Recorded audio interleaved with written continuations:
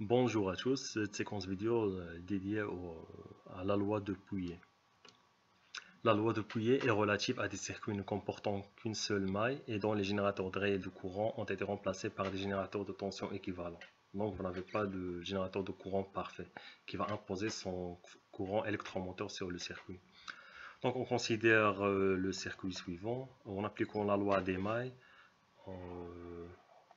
avec le sens horaire. Donc vous aurez le UAB plus UBC plus UCA qui vaut 0. Donc ainsi vous avez la somme des forces électromotrices égale à la somme de le produit résistance courant.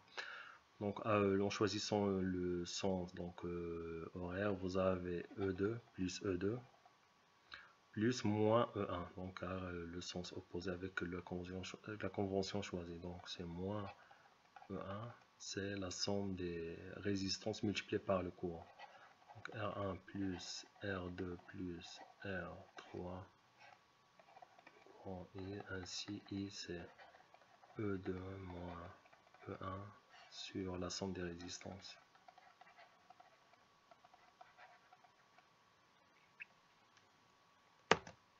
D'où l'énoncé de la loi de Pouillet, l'intensité du courant dans un circuit ne comportant qu'une seule maille est égale au rapport de la somme algébrique des forces électromotrices des générateurs de tension sur la somme des résistances de la maille.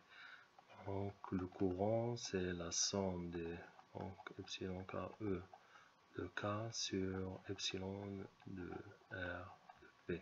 K c'est le nombre des forces électromotrices. P, c'est le nombre des résistants dans le circuit. Epsilon de K prend la valeur 1 pour le sens positif des forces électromotrices et moins 1 pour le sens opposé. Remarque, notons que l'application de la loi de Pouillet ne présente aucun intérêt si la maille comporte un générateur de courant parfait puisqu'elle impose son courant électromoteur. Une application numérique du circuit. Donc en posant E1 7 volts, E2 12 volts, le courant, donc c'est la différence, c'est 5 sur la somme qui vaut 20 ohms. Donc 250 milliampères.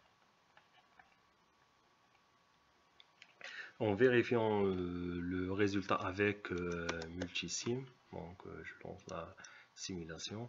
Vous avez la force électromotrice E2 de 12 volts, le FEM E1 donc de sens opposé de 7 volts, et vous avez R1 est égal à R2 de 5 ohms et R3 de 10 ohms.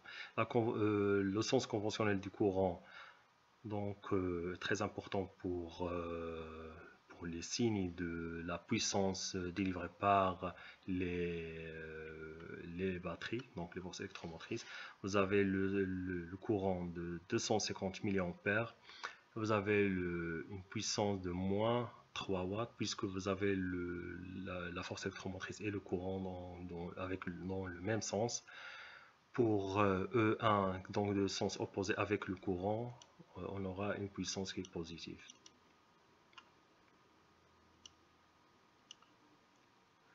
Donc la puissance de E1, donc P1 c'est 1,75 watts qui vaut le produit E1 donc de 7 volts multiplié par 0,25 ampères du courant. Et le E2, donc la puissance 2 c'est 12 volts multiplié par le courant. Merci pour votre attention et à la prochaine.